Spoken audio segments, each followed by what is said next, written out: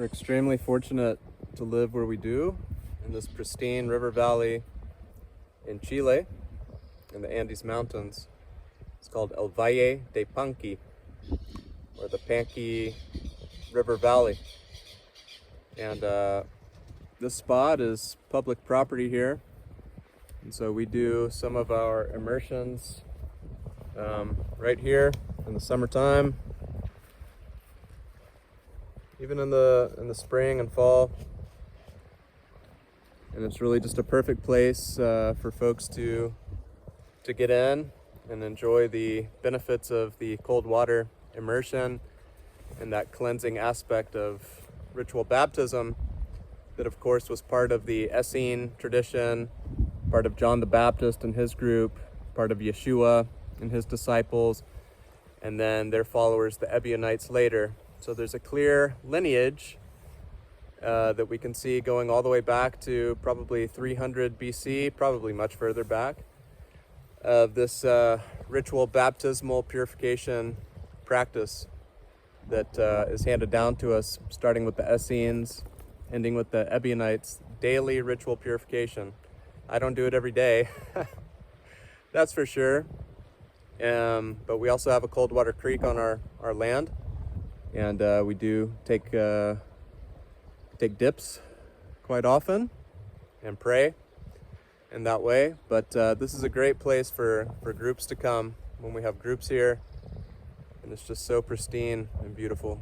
So when you do your ritual baptism, you want to face upstream and you want to pray. Close your eyes, bow your head, be respectful, humble yourself before the Lord, and pray for purification, physical purification, mental purification, energetic purification, emotional purification. Pray for the purification and cleansing of your intentions, your motives, your desires.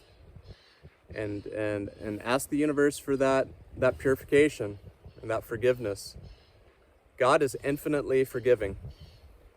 Okay? But what we have to do is humble ourselves, repent, and then ask for that redemption. And do the ritual purification in the living waters, like John the Baptist taught us, like the Essenes taught us, like Yeshua taught us, like the Ebionites taught us. It's no coincidence that not only, the Judeo-Christian tradition, but also the Indian tradition, the yoga tradition, and other traditions all value water, flowing water, living water, the living waters. And it's because it really represents that flow of grace from God, the flow of God's divine grace in our lives, the flow of spiritual evolution, and the flow state, this beautiful, wonderful state of consciousness that we can enter into, where everything just seems to be falling into place, falling into divine order. And so we want to be in that flow state. We want to be in that state of divine grace, where it just flows naturally in our lives.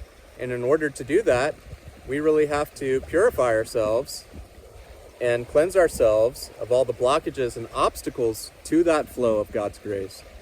And so that's really what the baptism ceremony, ritual baptism, ritual purification, that's what it represents, is removing those blocks, removing those obstacles from that natural flow of God's grace in our lives. So baptize yourself in the living waters. Fast and meditate to purify body.